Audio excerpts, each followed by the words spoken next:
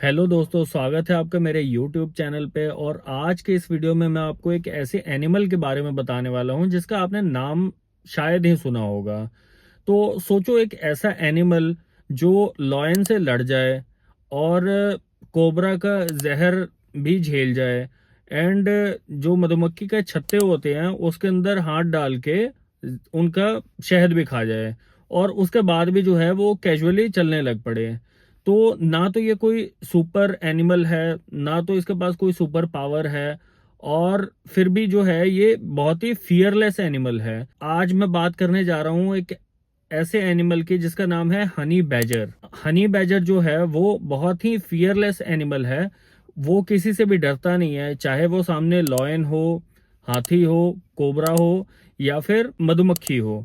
तो वो किसी से भी डरता नहीं है, वो बहुत ही फियरलेस है। एंड उसकी एक खासियत है कि जो उसकी स्किन है वो बहुत ही थिक है, बहुत मोटी स्किन है, एंड बहुत ही लूज है, मतलब बहुत ही लचीली सी है। अगर कोई जानवर उसको पकड़ भी लेता है ना अपने दांत में, तो फिर भी वो जो अपने स्किन है वो उससे छुड़ा सकता है। मतलब बहुत ही लचीला सा है, और वो किसी भी जानवर से डर के नहीं भागता। दिखने में तो ये एनिमल बहुत ही क्यूट है, बहुत ही छोटा सा है, एंड बहुत ही नॉर्मल है। मतलब ये देख के कोई भी नहीं डरेगा कि यार ये बहुत खतरनाक एनिमल भी हो सकता है, मगर ये छोटा पैकेट और बड़ा धमाका वाला है।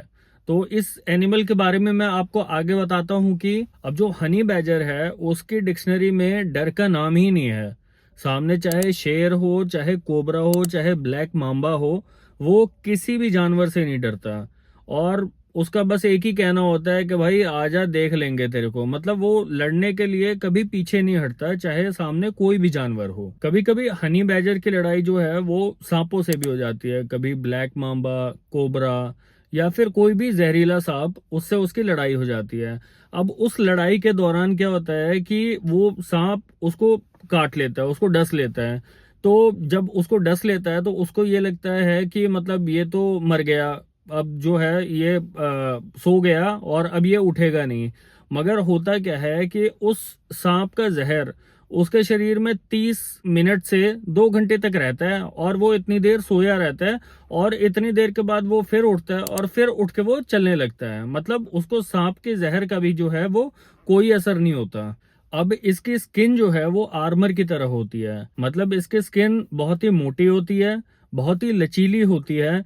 तो अगर इसको कोई जानवर अपने दांत में पकड़ भी लेता है या अपने पंजे में पकड़ भी लेता है, तो ये अपने स्किन के अंदर घूम के जो है वो उसको काउंटर अटैक कर देता है। जो इससे शेर भी है ना, वो भी इससे डरते हैं। अब इसका नाम ही हनी बैजर है। अब हनी बैजर है तो जाहिर सी बात है कि भाई इसको शहद तो बहुत ही पसंद होगा। तो क्या होता है कि ये अफ्रीका में ज्यादातर पाए जाते हैं। तो ये लोग क्या होते हैं कि जो भी मधुमक्खी का छत्ता होता है ना, वो उधर जाएंगे, और इन्हें कोई फर्क नहीं है कि मतलब उसमें कितनी मधुमक्खियां हैं। ये उस छत्ते को तोड़ेगा और उसमें से हनी निकाल के खाने लग जाएगा।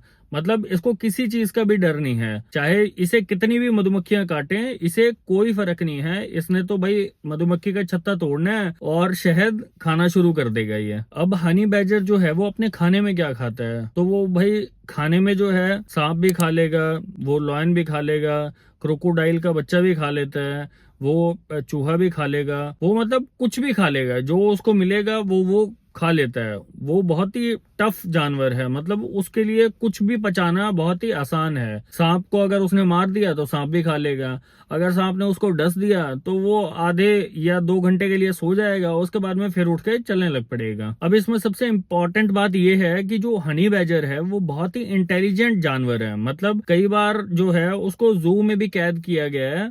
तो जू में कैद करके जो है उसे लॉकअप में अंदर रख दिया। लॉकअप में अंदर रख दिया तो उसके बाद क्या होता है कि जो हनी बैजर है कहीं ना कहीं से जो है वो कोई भी सामान उठा के, मतलब कोई उसको लोहे की रॉड मिल जाती है या कहीं से उसको चाबी मिल गई, तो वो लॉक को खोलेगा और वो लॉक को खोल के वो वहां से बाहर निकल जाता है। वो देखा गया है कि मतलब वो बहुत ही इंटेलिजेंट जानवर भी है। आदमियों से डरता है कि नहीं, मतलब ह्यूमन से डरता है कि नहीं।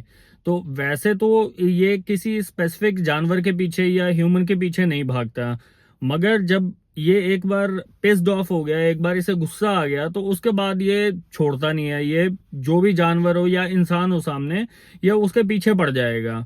एंड उसको मारने की कोशिश करेगा, क्योंकि इसके पास बहुत ही स्ट्रॉन्ग टीथ है, इसके पास जो नाखून है वो बहुत ही स्ट्रॉन्ग है, एंड इसकी स्किन जो है वो बहुत ही थिक है। तो इसकी वजह से जो है ये बहुत ही फियरलेस एनिमल है। अब आप लोगों को ये भी पता है कि जो नेचर है वो तो अपने आप को बैलेंस करके चलती है। मतलब जो नेचर का रूल है कि कोई भी जानवर या कोई भी इंसान की जो पॉपुलेशन है वो ओवर ना हो, तो उस चीज को कंट्रोल करने के लिए जो हनी बैजर है वो बहुत ही इफेक्टिव है। मतलब अगर किसी स्नेक की पॉपुलेशन बहुत ज्यादा बढ़ रही होती है तो हनी बैजर जो है उसके पॉपुलेशन बढ़ने नहीं देता, वो सांप को मार देते हैं। तो इसी तरीके से जो है हनी बैजर नेचर की एक तरीके से हेल्प भी करता है जो इकोसिस्टम है उसको बैलेंस करने में। अब जो हनी बैजर है वो एक बहुत ही इंपॉर्टेंट और लाइफ लेसन भी देता है, जैसे कि साइज मैटर नहीं करता। अगर आप लड़ना जानते हो, आपको पता है कि किसी भी सिचुएशन में कैसे सरवाइव करना है, तो ये आप हनी बैजर से सीख सकते हो, क्योंकि हनी बैजर किसी से भी हार नहीं मानता, चाहे कैसी भी सिचुएशन हो। अगर आपको ये मेरी वीडियो बहुत ही पसंद आई हो, बहुत ही इंफॉर्मेटिव लगी हो, तो प्लीज मेरे चैनल को लाइक कीजिए, सब्सक्राइब कीजिए और कमेंट करके बताइए कि आपको ये मेरी वीडियो कैसी लगी।